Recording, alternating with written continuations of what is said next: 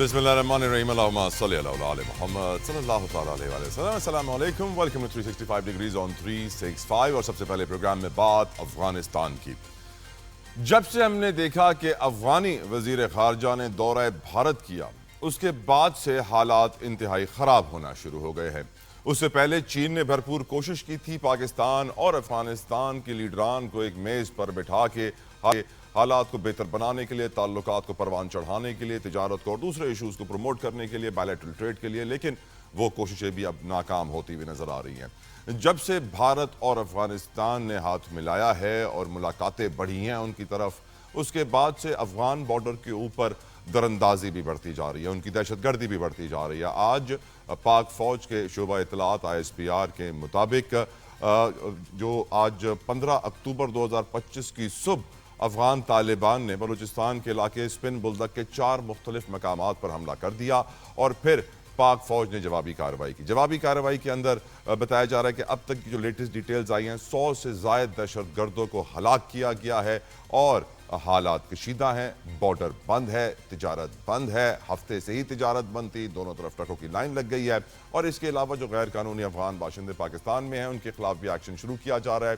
लेकिन जिस कंसर्न को मैं इस वक्त रेज करना चाहता हूँ कि अब बहुत ऑब्वियस हो गया है कि भारत अपने पैसे की ताकत के ऊपर, क्योंकि ये भी खबरें आई हैं कि भारत ने एक डैम छोटा सा गिफ्ट करने का प्लान किया है अफगानिस्तान को। कोई $236 मिलियन की लागत से एक डैम बना के देगा भारत अफगानिस्तान को, जिससे 4000 एकड़ अराजी जो है वो आबाद होगी और पानी कैनाल सिस्टम बनाया जाएगा, उससे बिजली पैदा की जाएगी। उससे ये सब कुछ क्यों कर रहा है भारत? ऑफ कोर्स भारत का सबसे बड़ा मफाद अफगानिस्तान में दहशतगर्दी पाकिस्तान में फैलाना है। वो यही टारगेट कर रहा है कि किस तरीके से अफगान सरजमीन को पाकिस्तान के खिलाफ किया जाए। इवन दो कि पाकिस्तान ने अफगानिस्तान के साथ दोस्ती का हर सबूत दिया, अफगान पनागुज़ीनों को अपना घर दिया। इनफैक्ट हम ये जानते हैं कि अफगानिस्तान एक लैंड लॉक्ड कंट्री है। अफगानिस्तान की बहुत सारी ज़रूरियात पाकिस्तान से पूरी होती हैं। गुफ्तगू का आगाज़ करेंगे क्योंकि मेरे साथ बहुत मोअज़्ज़ज़ मेहमान हैं, उनको वेलकम भी करना चाहूँगा और भी बहुत सारे इशूज़ हैं जो आज के हम प्लस करेंगे। मेरे साथ मौजूद हैं अज़हर सिद्दीक़ साहब फ्रॉम पाकिस्तान तहरीक इंसाफ, किसी तारुफ के मोहताज नहीं, माहिर कानून। बहुत शुक्रिया अज़हर साहब आपके वक्त के लिए। मेरे साथ मौजूद होंगे PMLN के इंजीनियर राजा कमरुल इस्लाम साहब, पीपल्स पार्टी से नादिर गबोल साहब। सारे मेहमानों का बेहद मशकूर उनके वक्त के लिए। मैं गुफ्तगू का आगाज़ करना चाहूँगा काजी जाहिद हुसैन साहब से जो मेरे साथ मौजूद हैं, साबिक प्रेसिडेंट हैं पाक अफगान चैम्बर ऑफ कॉमर्स के। बहुत शुक्रिया जाहिद हुसैन साहब आपके वक्त के लिए, जज़ाकल्लाह खैर। जाहिद साहब, आप माशाल्लाह इस सब्जेक्ट के बहुत बड़े माहिर हैं। If I was to ask you sir कि अफगानिस्तान और पाकिस्तान की जो ट्रेड है और अफगानिस्तान कौन कौन सी चीज़ों पे डिपेंडेंट है पाकिस्तान के ऊपर, और इस ट्रेड में हमारा कितना नुकसान है, उनका कितना नुकसान है, इस पर थोड़ी रोशनी डालेगा काजी जाहिद हुसैन साहब। बिस्मिल्लाहिर्रहमानिर्रहीम, आपका शुक्रिया जी। बड़ी इम्पोर्टेंट इशू के ऊपर आपने मुझे दावत दी। गुजारिश ये है कि दो तरह की चीज़ें हैं। एक तो ट्रांजिट ट्रेड है जो बहुत ज़्यादा डिपेंडेंट है अफगानिस्तान पाकिस्तान वाया पाकिस्तान। हमारा भी उसमें ठीक है मफाद है, यानी फ़ायदा हमारा भी है, हमारी पोर्ट यूज़ होती है और जो भी लैंड लॉक्ड कंट्रीज होती हैं WTO के कानून के मुताबिक, क्योंकि हम उसके सिग्नेटरी हैं, तो हम पाबंद हैं कि उनको फैसिलिटी दें, रास्ता दें, राहदारी दें। तो वो राहदारी 65 से भी पहले की है। 65 का एग्रीमेंट था, फिर उसके बाद 2010 का EFTA एग्रीमेंट हुआ। अभी उसी के तहत ये राहदारी बदस्तूर मौजूद है। इस वक्त भी जो यहाँ से कराची पोर्ट और पोर्ट कासम से वो यूज़ करते हैं हमारी दोनों पोर्ट्स को, तो वो रास्ते के अंदर भी कुछ कंटेनर जो लोड होकर यहाँ से कराची पोर्ट से या पोर्ट कासम से निकल चुके हैं, वो भी चूँकि बॉर्डर बंद हो चुके हैं। इससे पहले भी 5 दफ़ा बॉर्डर बंद हुई है बाद वजूहात की बुनियाद के ऊपर, लेकिन वो बिल्कुल एक डिफरेंट मामला था। इस वक्त जो सिचुएशन है वो एक जो उन्होंने हमारे यानी बॉर्डर्स के ऊपर जो वायलेशन की है और प्लस वो जो भी उन्होंने किया है उसका खमियाजा तो उनको भुगतना पड़ेगा। लेकिन मसला ये है कि ट्रेड बायलैटरल ट्रेड भी है, दूसरी टॉयलेट के ऊपर डिपेंडेंट वो हैं। यहाँ से बहुत सारी चीज़ें जो हम पाकिस्तान के ज़रिए से उनको जाती हैं, एक्सपोर्ट हमारी जाती है। काफ़ी सारे आइटम्स हैं فریش فروٹس بھی جاتا ہے, بعض دفعہ ویجیٹیبلز وغیرہ بھی جاتی ہیں, تو اور ان سے بھی ہماری ایکسپورٹ کافی ہے. جو ہم ہمارے امپورٹرز پاکستان کے امپورٹر وہاں سے امپورٹ کرتے ہیں افغانستان سے. ایک دور میں تو سر کہتے تھے $1 ملین بھی جاتا تھا ہر روز وہاں پہ کیش. نہیں وہ پتہ نہیں کس حد تک وہ ہے, اس میں صداقت ہے یا نہیں, وہ یہ بہت پہلے کی باتیں ہیں شاید, جب ڈالر شارٹ تھا وہاں پہ. کنٹرول میں ہمارا کوئی ایسا مسئلہ نہیں, ہماری ایجنسیاں الرٹ ہیں اور الحمدللہ کوئی ایسی میرے علم میں ایسی بات نہیں ہے کہ یہ ڈالر بھی وہاں جا رہے ہوں. آپ کی نظر میں قاضی صاحب یہ negative sentiment towards Pakistan Afghanistan میں کیوں بڑھ رہا ہے؟ از اٹ انڈیا اور سم ون ایلس؟ جی بالکل ایسا ہی ہے سر. انڈیا نے دیکھیں, انڈیا نے پہلے بھی جو طالبان کی رجیم چینج ہونے سے پہلے بھی آپ کو پتہ ہے کہ ہر جگہ انہوں نے قونصل خانے کھولے ہوئے تھے, اور وہاں پہ کیا ہوتا تھا ہمارے ملک کے لیے دہشت گردی کا, وہاں پہ انڈیا جو ہے وہ ٹریننگ دیتا تھا, یا جو بھی بلینز آف ڈالر اس نے خرچ کیے ہوئے تھے. تو وہ تو ایک اللہ تعالیٰ کی مہربانی سے وہ رجیم چینج ہوئی اور اس کے وہ نقصان ہو گیا اس کو. اب وہ ہر وہ کام کرے گا انڈیا جو پاکستان کو نقصان جس میں پہنچنے کا احتمال ہوتا ہے. وہ دیکھیں نا, وہ تو ہمارا دشمن ہے, دشمن تو ہر کوئی موقع بھی ہاتھ سے جانے نہیں دے گا, یہ اپنی جگہ پہ ہے. لیکن جو ٹریڈ کی بات ہے تو ٹریڈ میں بائی لیٹرل ٹریڈ اور ٹرانزٹ ٹریڈ دونوں جو ہے ہم بھی ہمارے بہت سارے جو چیزیں ہیں وہ جاتی ہیں, ایکسپورٹ ہوتی ہیں. پھر وایا افغانستان آگے جو سینٹرل ایشیا کے اوپر ہماری ایکسپورٹ ہے وہ بھی اچھی خاصی دن بدن بڑھ رہی ہے. ٹھیک سر. اور سینٹرل ایشیا کے اندر جو ہماری اپرچونیٹیز ہیں بہت زیادہ ہیں, اور وہ یہ نیئرسٹ اور ایزیسٹ اور کاسٹ ڈوئنگ بزنس کے حساب سے بہترین ہمارا راستہ تو وایا افغانستان ہی ہے سینٹرل ایشیا میں جانے کا. تو بارڈرز بند ہونے سے یہ ہمارے امپورٹر ایکسپورٹر کے لیے بھی ایک تھوڑا نقصان کا باعث ہوگا, اور وہ بھی لیکن بہرحال ملک کا مفاد پہلے ہے. بے شک, نیشنل انٹرسٹ کمز فرسٹ. یہ ساری باتیں بالکل ٹھیک زاہد صاحب, آپ نے بالکل ہمیں اچھے طریقے سے سمجھایا ہے. اب میں گزارش کروں گا اپنے اگلے مہمان کو, نادر گبول صاحب ہمارے ساتھ موجود ہیں. نادر, آج ہم دیکھ رہے ہیں کہ سندھ حکومت نے بھی ایکشن کیا ہے. جو غیر قانونی اللیگل افغانی کراچی میں مقیم تھے, ایک افغان بستی تھی جس کے لیے کہا جاتا تھا ایک وقت میں کہ ایک نو گو ایریا ہے, اور حکومت نے وہاں پر بھی ایکشن کیا ہے اور اللیگل امیگرنٹس کو پکڑ کے ریپیٹریٹ کیا جا رہا ہے. بہت اچھا اقدام ہے, اس کے بارے میں ہمیں بتائیے. اور آپ کی نظر میں جو پاک افغان تعلقات میں کشیدگی بڑھ رہی ہے, آپ بھی سمجھتے ہیں India is to be held responsible? جی بالکل. دیکھیں, سندھ حکومت کا تو کافی عرصے سے یہ ایک گول ہے کہ ہم نے جتنے بھی اللیگل یہاں پہ لوگ رہائش پذیر ہیں, اسپیشلی کراچی کے اندر زیادہ پایا جاتا ہے پورے صوبے کے اندر, تو ان کو ہمیں یہاں سے باعزت طریقے سے اور ہیومینیٹیرین گراؤنڈس کو نظر رکھتے ہوئے ان کو یہاں سے پھر واپس ریلوکیٹ کرنا ہے, اپنے اپنے ملک بھیجنا ہے. بیکاز آلریڈی آپ کو پتہ ہے کہ یہاں پہ بہت سارے اللیگل کاموں میں بھی, سارے نہیں, not all people are involved in illegal activities, but بہت سارے اللیگل ایکٹیویٹیز میں پھر یہ جو ریفیوجیز ہیں ان کے لنکس ہوتے ہیں اکراس دا بارڈر, چمن بارڈر سے کافی اسمگل گڈس بھی کراچی اینڈ اپ ہوتے ہیں, ان کے اپنے کیونکہ روابط ہوتے ہیں, ان کے چینلز ہوتے ہیں. تو بہرحال جو کراچی کا جو آبادی ہے وہ بھی اتنی بڑھ چکی ہے دیٹ وی کی ناٹ افورڈ. ایک تو آلریڈی ہماری اپنے پاکستانی بھائیوں کی آبادی ماشاءاللہ کافی ہے کراچی کے اندر, پورے پاکستان سے لوگ یہاں پہ روزگار لینے کے لیے آتے ہیں. They are obviously more than welcome. Karachi is the capital of Sindh, اور ڈیکیڈ سے کراچی جو ہے پورے پاکستان کو ایک طرح سے پرووائڈ کر رہا ہے. یہاں پہ بزنس ایکٹیویٹیز بھی ہیں, پر جو پاکستانی نہیں ہے ان کے لیے تو اب بالکل گنجائش ہی نہیں رہی ہے. ہم نے اپنے رہائشیوں کے پیٹ پالنے ہیں, نہ کہ جو ہمارے مہمان آئے تھے, کیونکہ اس وقت ظاہر سی بات ہے and of 70s and 80s کا جو افغانستان میں سچویشن تھا, اس وقت کی جو رجیم تھی اس کی وجہ سے یہ اتنے سارے ریفیوجیز کو یہاں پہ ایکسیس دیا گیا تھا. بٹ اب نو مور, تو ان کو پھر ایونچولی ہم پھر یہاں سے ریلوکیٹ کر کے اپنے اپنے ملک واپس بھیج رہے ہیں. اور جو کشیدگی کی آپ بات کریں, دیکھیے یہ تو انیویٹیبل تھا. پاکستان بہت ٹائم سے افغانستان کو بتا رہا تھا کہ ہمارے پاس پروف ہے, بلکہ دنیا کے سامنے رکھی تھی پریس کانفرنسز. ہمارے جو D G S P R تھے ماضی کے بھی ابھی کے بھی, انہوں نے بھی بتایا تھا کہ پروف ہے ہمارے پاس کہ جو کابل کے اندر جو انڈین ایمبیسی ہے وہ ایک طرح سے فیسیلیٹیٹ کرتا ہے پاکستان کے خلاف ٹیررزم ایکٹیویٹیز کو, اور افغانستان ایک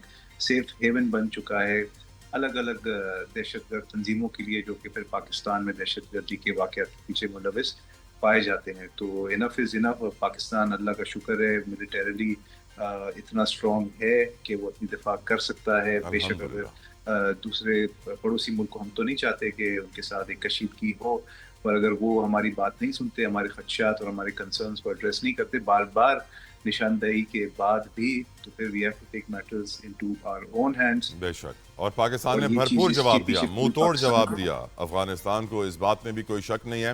انجینئر راجہ قمر الاسلام صاحب، سر آج یہ بات بھی آئی ایس پی آر اور سیکیورٹی ذرائع سے بات معلوم پڑ رہی تھی کہ افغانستان کی طرف سے پروپیگنڈا بھی کیا جا رہا تھا. انہوں نے اپنے سائیڈ آف باب دوستی کو نقصان پہنچا کے یہ خبر چلانا شروع کر دی کہ پاکستان کے سائیڈ پہ جو سٹرکچر کھڑا ہوا ہے اس کو نقصان پہنچا ہے. اب ہم یہ جانتے ہیں کہ عامر خان متقی جیسے جے شنکر سے ہاتھ ملا کر آتے ہیں انڈیا کے اندر، اس کے بعد سے بھی حالات خراب ہو جاتے ہیں. پاکستان نے ہر کوشش کی ہے انجینئر صاحب افغانستان کو خوش رکھنے کی، پڑوسی کے ناطے، مسلمان ہونے کے ناطے، لیکن سیڈلی پاک افغان ریلیشنز اس وقت بہت خطرناک موڑ پہ آئے ہوئے ہیں. آپ کیا روشنی ڈالیں گے اس کے اوپر انجینئر راجہ قمر الاسلام صاحب؟ جی دیکھیں، سب سے پہلے تو یہ جو باب دوستی یا یہ چیزیں، یہ جب حالات اور تعلقات اس نہج پہ پہنچ جاتے ہیں تو یہ پھر ان کی ٹیکٹکس کا یا کسی بھی ملک کی ٹیکٹکس کا حصہ ہوتے ہیں. لیکن اصل جو اگر وائڈر ہورائزن میں دیکھیں تو جو بات امپورٹنٹ ہے وہ یہ نہیں ہے کہ ان کے وزیر خارجہ انڈیا گئے اور یہ سب کچھ شروع ہو گیا، بلکہ ان کے افغان وزیر خارجہ کا جے شنکر کے پاس جانا بیسیکلی کلمینیشن ہے اس ساری ایکٹیویٹی کی جو پچھلے کافی عرصے سے جاری ہے. اور یہی وہ چیزیں تھیں جنہوں نے کردار ادا کیا اس کو مہمیز کا، کیٹلسٹ کا، کہ چونکہ ان کی جو ایلیگل ایکٹیویٹیز تھی ان افغان سٹیزنز کی جن کو پاکستان نے پناہ دی، روزگار دیا، اور اس وقت پناہ دی جب آپ دیکھیں کہ اپنے آپ کو، اپنے وجود کو خطرے میں ڈال کر، یعنی super power at its zenith اس وقت رشیا تھی، تو اس وقت پاکستان نے جو ہے وہ فرنٹ لائن پہ ان کی مدد بھی کی، ان کو پناہ بھی دی.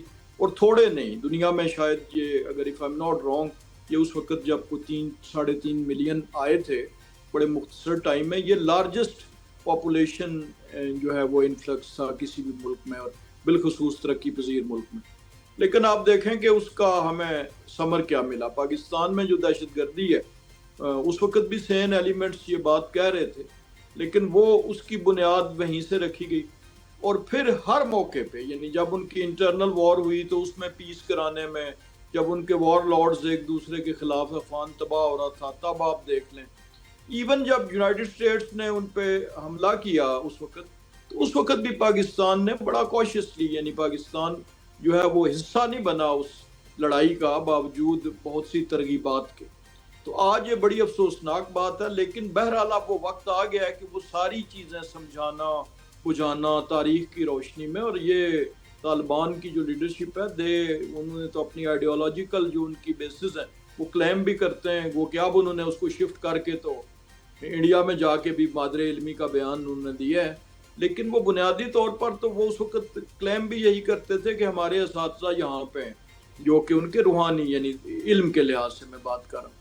اور آج اس قدر حالات جو ہیں انہوں نے اس نہج پہ پہنچا دیے کہ بڑی جو ہے سیریس ایفرٹس ہوئی. یعنی آپ دیکھیں کہ پچھلے 2-3 برس میں بڑی جو ہے سنجیدہ کوششیں ہوئیں، بڑی پرخلوص کوششیں ہوئیں.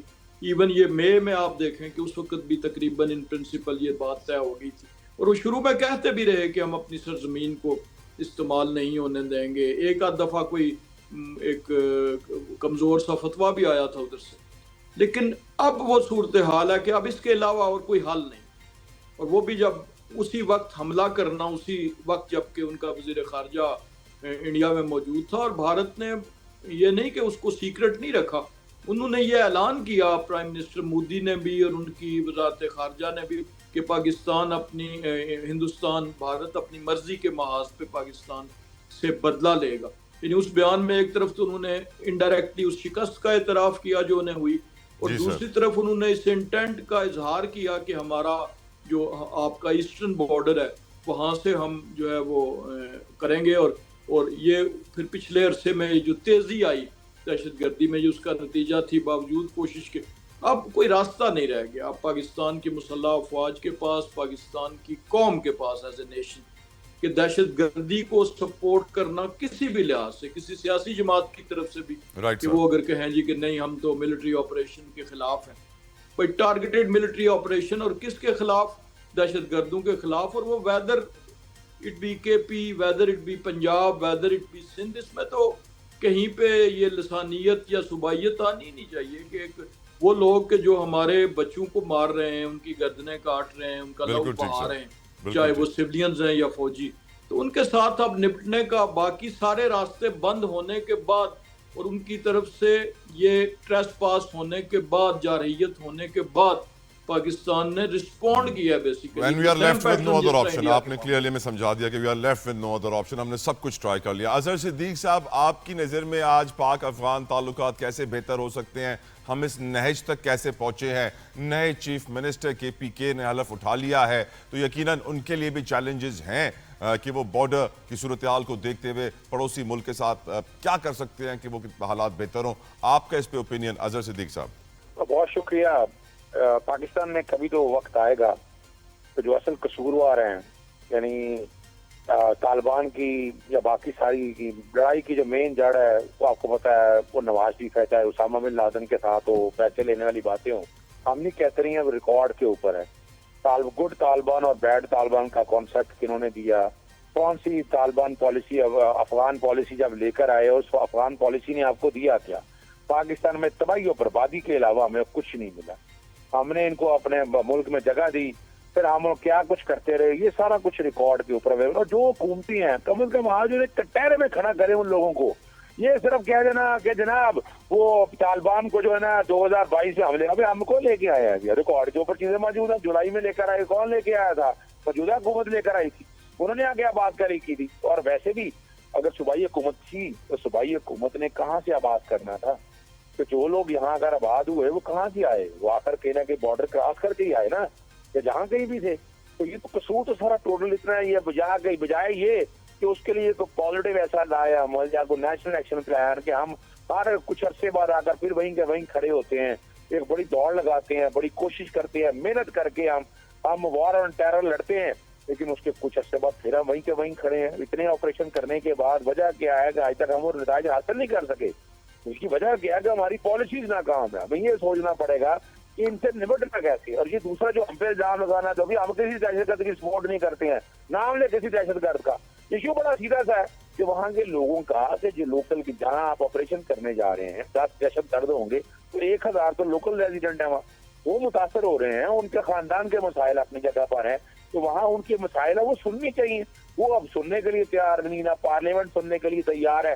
تو پھر وہاں جو کہ صوبائی اسمبلی میں آپ کو حکومت کرنی ہے, تو ان لوگوں کے ساتھ لے کر آپ کو چلنا تو ہے. تو وہ ان کے مسائل ہیں, ان کی باتیں ہیں, تو وہ صوبائی اسمبلی میں رکھی جائیں گی اور آگے بھی لے کر جائیں گے. یہ نہیں ہے کہ کسی دہشت گرد کو سپورٹ کیا جائے گا, سوال ہی پیدا نہیں ہوتا. نہ دہشت گرد کو کبھی سپورٹ پہلے کبھی کیا ہے, نہ اب کیا جائے گا.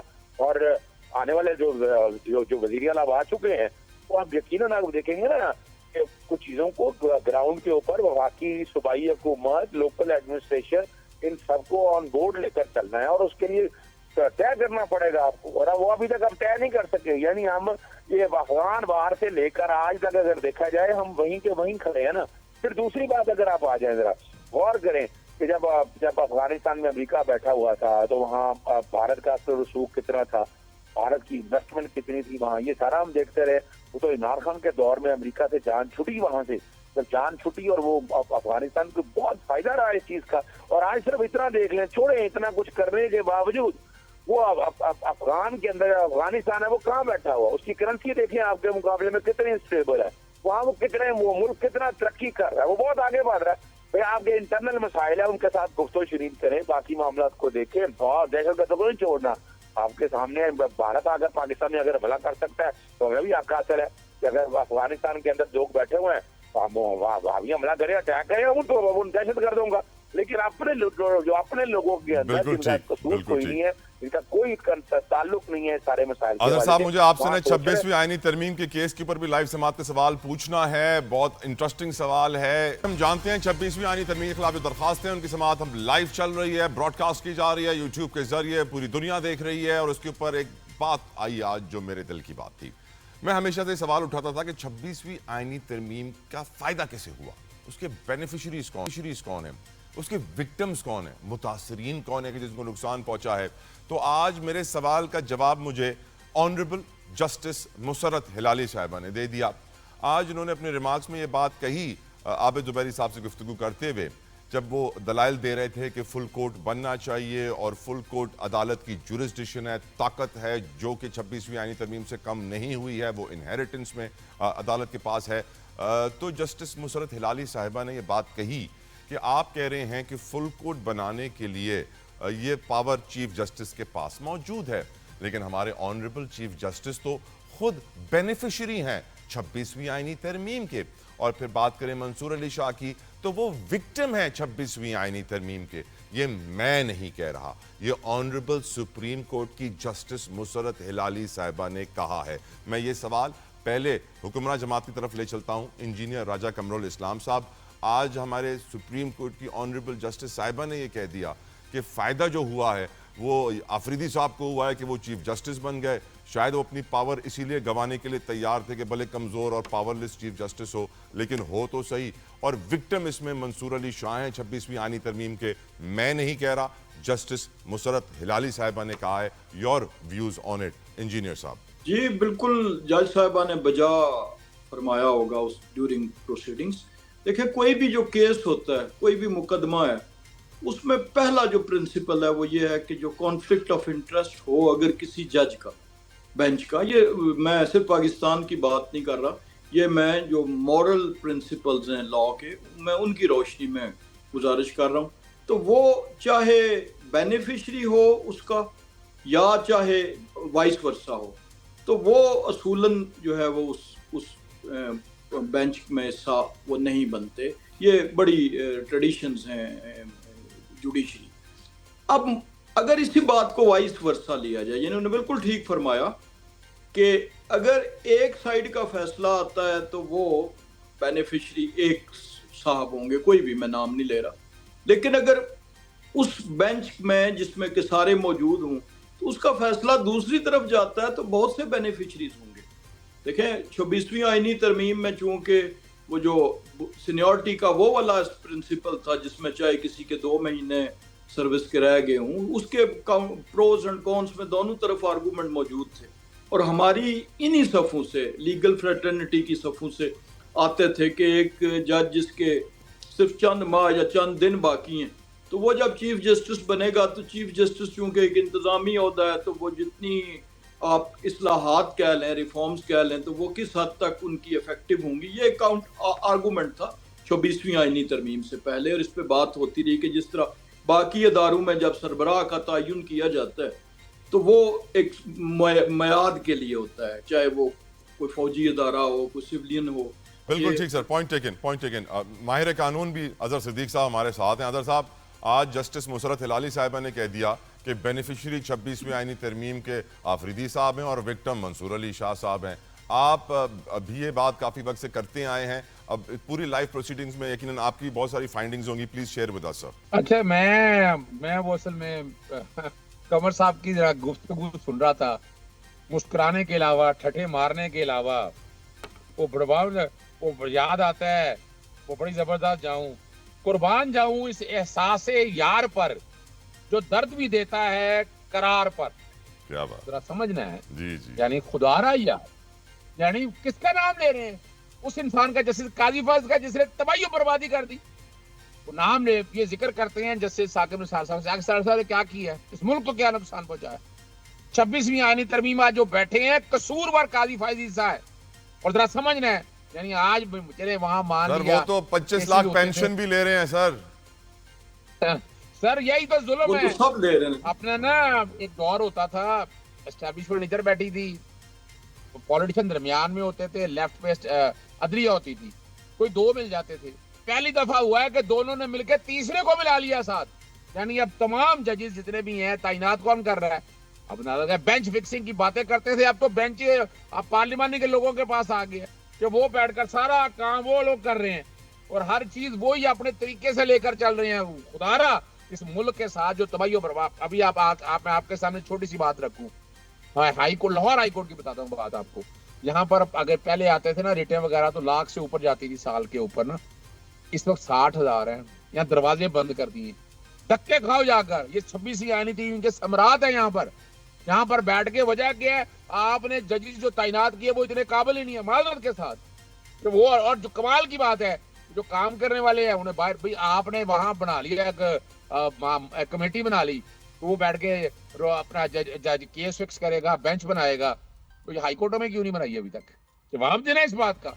सिर्फ सुप्रीम कोर्ट में, तो सुप्रीम कोर्ट अपनी मर्जी के अभी तक यानी आईनी बेंच ने 3 फैसले दिए, इनकी मर्जी के फैसले दिए, और जूरिस्प्रूडेंस मैं समझता हूँ तबाह बर्बाद कर दी है। और आज भी देखे डर किस बात का है, मुझे ये बताएं। तो जो बेनिफिशियरी बैठे हैं, बैठकर आकर जजेस जो बैठे हैं, आईनी बेंच के सरबराह जो है इस वक्त इन्हें ताकतवर हो गए हाजी मीनुद्दीन खान साहब, जरा गौर करें इस बात के ऊपर। भाई आपने आइन और कानून की तशरीह करनी है, डरते क्यों इस बात पे? अगर फुल कोर्ट बन जाएगा, और बड़ा बारीक सा नुकता है भाई, ये आपकी नजर में फुल कोर्ट से डर क्या है? वो बड़ी वाज़ेह तौर पर है, खुल के सामने आ जाएंगे। यानी इनमें तो 7 जजेस बैठे हैं माजरत के तौर पर। मुझे उनकी काबिलियत पे, यानी मैं उनको इतना काबिल नहीं समझता कि जो आइन और कानून के बारे में, ठीक है उनकी काबिलियत अपनी होगी, लेकिन हमारे पास आपके पास सीनियर जजेस बैठे हैं, वहां सारे बैठे आकर, वो दोनों चीजें देखे, वो दोनों बैठकर, यानी यहाँ बैठकर अपनी मर्जी के जजेस बिठाकर अपनी मर्जी का बेंच फिक्सिंग का फैसला लेना चाहते हैं। भैया आप ओपन हो ना, सारा ट्रांसपेरेंसी हो। 26वीं आईनी तरमीम है क्या? फुल कोर्ट बनाना ना, फुल कोर्ट बेंच का इख्तियार है। यहाँ ये फंसे हुए हैं, ये हमने नहीं बनाना, ये बैठकर कमेटी बनाएगी और वो कमेटी खेलेंगे। वो कमेटी आपके सामने है, वो इनकी अपनी मर्जी की कमेटी बनी हुई है। फिर भी आप वकालत कर रहे हैं? सर मैं तो बाखुदा, मैं तो सच बताऊं आपको, मैंने ये लाहौर में, चले आपने बात एक छेड़ दी है, लाहौर में आपको पता है कि आपने अगर हाई कोर्ट आना है ना, तो पहले जाके आप ब्यूरोक्रेसी के पास धक्के खाएं, ऑर्डर रेमेडी का प्रिंसिपल खत्म कर दी, जाएं धक्के खाएं वहां जाकर, वहां उनके पास जाएं, दरखास्त दें। वो हालत ऐसी है ना, आप इस वक्त पोजीशन है, मैंने एक जज को कहा, मैंने कहा आप हाई कोर्ट इस वक्त एक हवलदार को बुला नहीं सकती है। यानी पहले बात है, मैंने पूछा आज उनसे कि आपने इंतजामी तौर पर कैसे कह दिया कि आर्टिकल 199 में तरमीम कर दी है कि जनाब आप पहले वहां जाए, महकमों में जाकर धक्के खाए, फिर कोर्टों में आए। बिल्कुल ठीक है, इजाजत दें सर, मैं आगे बढ़ूं। एक और मेहमान है जिसके ऊपर मैं राय लेना चाहूंगा। नादिर, आपके चेयरमैन पीपल्स पार्टी के बिलाल भुट्टो जरदारी साहब ने ये बात कही थी कि 26वीं आईनी तरमीम से एक आम आदमी को फायदा होगा, केसेस जल्दी निपटाए जाएंगे, और यहाँ पर सिटिंग सुप्रीम कोर्ट की ऑनरेबल जज साहिबा कह रही हैं कि फायदा तो हुआ है फरीदी साहब को जो चीफ जस्टिस लगे सुप्रीम कोर्ट के, नुकसान हुआ मंसूर अली शाह को जो कि विक्टिम है। How would you respond on this? देखिए, जाहिर सी बात है इनकी आपस में जो हमारे ऑनरेबल जज साहिबान and in this case honourable जज लेडी साहिबा, इनके आपस में प्रोफेशनल राइवलरी भी होती होगी। तो I don't know the basis और the backdrop of this comment bye her is, but I do feel कि बिलावल भुट्टो जरदारी साहब champion the 26th constitutional amendment, because बुनियादी मकसद यही था कि जो हमने माजी में देखा था, बहुत ज़्यादा इंटरवेंशन होती थी जुडिशरी की पॉलिटिक्स के अंदर, तो उसको हमने थोड़ा सा कम करना था। ऑफ कोर्स जो जजेस के ऊपर जो सू मोटो के जो उनके पावर्स वो एट विल यूज़ करते थे, और हर चीज़ पे ही अगर कोई किसी इलाके में पानी नहीं आ रहा तो उस पर भी सू मोटो ले रहे, तो ये बेसिकली डिफरेंशिएट करना था between the powers of the judiciary, the executive, the legislature which is with in the country. फ़ायदा तो आई थिंक इससे हुआ है कि जो जुडिशरी है उसको भी अपनी लिमिटेशंस जो आइन ने दिया हुआ है, ये पाकिस्तान पीपल्स पार्टी या सियासतदानों ने सेट नहीं किया, ये जो कॉन्स्टिट्यूशन है मुल्क का, जो कानून होता है मुल्क का, उसने ऑलरेडी सेट किया हुआ है, एस्टैब्लिश किया हुआ है, उसको सिर्फ फॉलो सही तरह से नहीं किया जाता, उसके ऊपर फर्दर क्लैरिफिकेशन आ गई है। और जो ऑलरेडी जो हमारे एमएनए साहब ने बोला कि जो पहले पता ही नहीं होता था कि टेन्योर क्या होगा, चीफ जस्टिस का रिटायरमेंट पे होगा या किसी का 2 महीने किसी का 3 महीने, तो अभी एटलीस्ट जो टेन्योर है वो फिक्स्ड हो गया है। कॉन्स्टिट्यूशनल जो बेंचेस है वो स्पेशलाइज्ड बेंचेस हैं जो कि आइन के ऊपर अपना तबसरा करेगी। अच्छा, बिल्कुल ठीक, आपका पॉइंट आ गया नादिर। मुझे ब्रेक की तरफ जाना है। अजहर साहब, अगर एक जुमला आपको कहने की इजाजत दे रहा हूँ इस मुस्कुराहट पे। सर मैं वजह बताऊं, एक जुमला मान जाऊं इस बात के ऊपर, ये प्रोफेशनल वकील से पूछें, तबाही और बर्बादी हो गई है, कोई केस जल्दी नहीं डिसाइड हो रहा। जुमला ये सिर्फ बैठ कर ना इन्होंने क्या किया है, انہوں نے کیپ کر دیا ہے کہ آپ کسی کو پوچھے نہ بیوروکریسی کا پوچھے نہ پلس کا پوچھے نہ ایف آئی کا پوچھے نہ نیب کو. یعنی وہ جس طرح خوشی کے آنسو ہوتے ہیں، خوشی کے آنسو ہوتے ہیں، آپ کے غم کا کہہ کہا تھا یہ. مسلسل 5ویں سال پاکستانی پاسپورٹ کو دنیا کے بدترین پاسپورٹس میں 4تھے نمبر پر برقرار رکھا گیا ہے، اور یہ درجہ بندی ہینلے پاسپورٹ انڈیکس 2025 کی ہے. پاکستانی پاسپورٹ میں جو ذلت دنیا بھر میں ٹریول کرتے ہوئے ہوتی ہے تو ہم سب جانتے ہیں. اس کی بیسک وجہ یہی کہی جاتی ہے کہ ہمارے معاشی حالات نہیں ہیں، ہم غریب ہیں، تھرڈ ورلڈ کنٹری ہے، ڈیولپمنٹ نہیں ہے، یہاں سے لوگ سلپ ہو جاتے ہیں. بہت ساری اور ریزنز بھی ہیں. آئی ایم ایف نے بھی نیا سٹاف لیول ایگریمنٹ کر لیا ہے. ان کی نظر میں ہماری G D P growth rate forecast 3.6% ہوگی. ایون دو کہ جب ابھی سیلاب آئے تھے تو انہوں نے یہ فورکاسٹ کو 2.6 پہ لے آئے تھے، اب انہوں نے واپس 3.6 کر دیا ہے. معاشی ترقی ان کو نظر آ رہی ہے. غریب آدمی سے اگر میں حال پوچھوں تو غربت کم نہیں ہو رہی ہے. آج ہی ملک کی آدھی آبادی تقریباً 47% غربت کی لکیر سے نیچے ہے، 2 وقت کی روٹی سے محروم ہے. بے روزگاری بڑھ رہی ہے، انویسٹمنٹس ہماری ڈکلائن ہو رہی ہیں، لیکن سٹل ہم دیکھ رہے ہیں کہ ہم قرضوں پہ چلتے ہوئے پینشنیں بھی دے رہے ہیں، بیوروکریٹس کی تنخواہیں بھی دے رہے ہیں، سیاستدان کو بڑی بڑی مراعات اور نئی کروڑوں کی گاڑیاں بھی دے رہے ہیں. گفتگو کروں گا شروع نادر گبول سے. دفعہ نادر، آپ کی نظر میں کیا اکنامک کنڈیشنز جو ہم پیپر کے اندر بہتر ہوتے ہوئے دیکھ رہے ہیں، کیا آپ گراؤنڈ ریالٹی بھی اس سے اگری کرتے ہیں کہ وہی ہے، یا پھر گراؤنڈ ریالٹی کچھ اور ہے؟ آپ اس کے اوپر کیا کہیں گے؟ دیکھیں، امپروومنٹ تو آ رہی ہے، بٹ دا گراؤنڈ ریالٹی ہے کہ ابھی بھی پاکستان کا ایک بہت بڑا طبقہ معاشی بحران کو فیس کر رہا ہے. 2 وقت کی روٹی افورڈ کرنے میں مشکلات ہو رہی ہے، but at the same time improvement تو آ رہی ہے. اور صرف پیپر پہ نہیں، یہ نظر بھی آ رہا ہے کہ پہلے ہم رات کو سوتے تھے، صبح اٹھتے تھے تو 50 روپے پیٹرول کی پرائسز بڑھا دی جاتی تھی. دیگر جو اشیاء پردنوش ہے ان کی پرائسز بے انتہا لیول پہ انکریز کر دی جاتی تھی. تو اس طرح کی اب انکریز نظر نہیں آتی. ایک اسٹیبلٹی آ گئی ہے. مہنگائی ہے، میں اس چیز کو بالکل بھی ڈینائی نہیں کر رہا، بٹ اوور آل ایک سینس آف اسٹیبلٹی ہے عوام کے اندر. اور یہ چیز آئی ایم ایف نے بھی اور دیگر جو انٹرنیشنل ادارے ہیں انہوں نے بھی انڈورس کیا ہے کہ پاکستان کا اوور آل اکنامک کنڈیشن وہ امپروومنٹ کی طرف جا رہا ہے. اس میں جو بے روزگاری ہے اس میں تھوڑی بہت کمی آئی ہے. کیونکہ میں نہیں کہہ رہا کہ بالکل یہاں پہ کوئی دودھ کی نہریں بہنا شروع ہو گئی ہے، بٹ تھوڑی بہت انمپلائمنٹ ریٹ بھی کم ہو گئی ہے، جو انفلیشن ریٹ ہے وہ بھی کم ہو گیا ہے. اینڈ اوور آل پاکستان کا جو سچویشن ہے اٹ لکس بیٹر. اور پہلے ہمیشہ سے ایک ڈاؤٹ رہتا تھا کہ ٹائم شارٹ ہے، I am sorry to interrupt. Engineer صاحب، نمبر فجنگ کیا ایک ورڈ یوز کیا جاتا ہے. نمبر فجنگ یہ ہوتی ہے کہ آپ کاغذوں میں دکھاتے ہو کہ دودھ کی نہریں بہہ رہی ہیں اور زمینی حقائق بہت اس کے برعکس ہوتے ہیں مکمل طور پہ.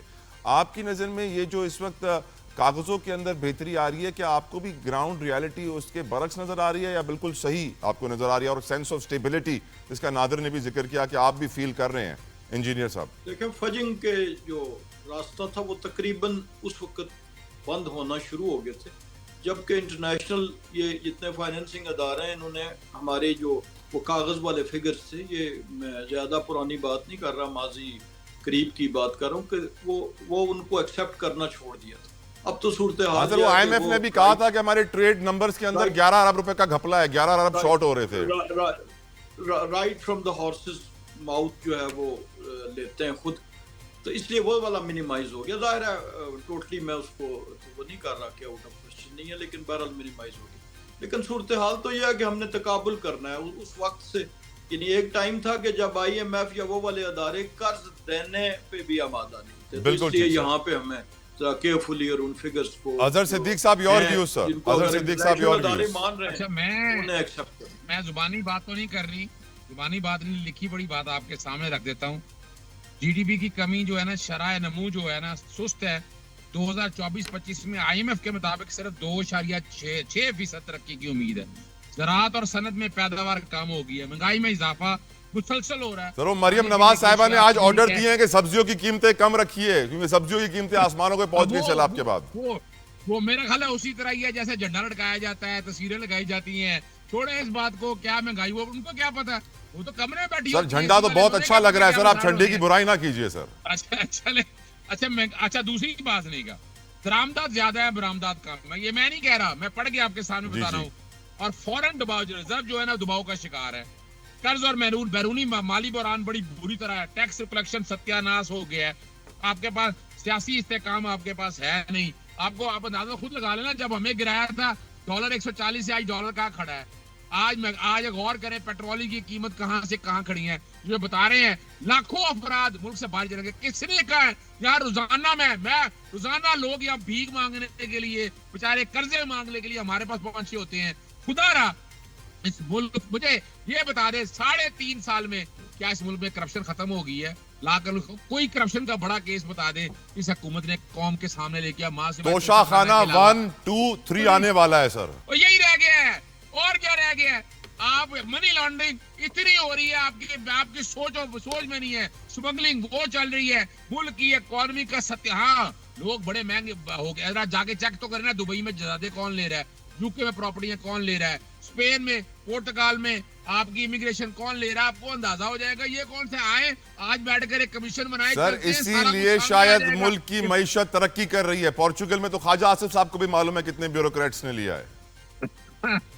آپ غور کریں اس بات پہ. دکھ اور افسوس اس بات کا ہے کہ یہاں ملک غریب ہو رہا ہے. ان کے جو خاص جو چہیتے ہیں ہر ایک نے فرنٹ مین رکھا ہوا ہے. ایک دوست میرے پاس صافی احمد آئے میرے پاس, تو وہ ایک صرف چھوٹی سی مثال بتانے لگے کہ سیلاب کے درمیان ایک مارکی کو 1.5 کروڑ روپے کی تھی. تو بقول انہوں نے کہا کہ جناب 4.5 کروڑ لگائے, ایک تیسرا اکاؤنٹ دیا گیا. اس طرح کے بہت سی چیزیں ہیں. کیا آپ بتائیں تو صحیح نا. آئے نا نیب کو کہے نا کوئی انکوائری اور انویسٹیگیشن کرے. اینٹی کرپشن کو کہ وہ CCD رکھ لیا بندے مارنے کے لیے, وہ پیرا رکھ لیا ہے. غریب آدمی اگر کوئی تھوڑی سی تجاوزات ہو گئی ہیں اس کو جینا آرام کر دو, اس کا برا حال کر دو. سر CCD کی برائی نہ کریں. نیفے میں جو گولیاں چل رہی ہیں صحیح چل رہی ہیں. میرے پاس ٹائم ختم ہو گیا ہے. سر صدیق صاحب thank you so very much. Engineer Raja Qamrul Islam صاحب thank you so very much. Nadir صاحب thank you so very much for your precious. امید کرتے ہیں پاکستان میں مزید معاشی بہتری آئے گی اور غریب کے لیے آئے گی, صرف رئیس کے لیے نہیں. اپنا خیال رکھیے گا. سی یو ٹمارو. انٹل دین اللہ حافظ.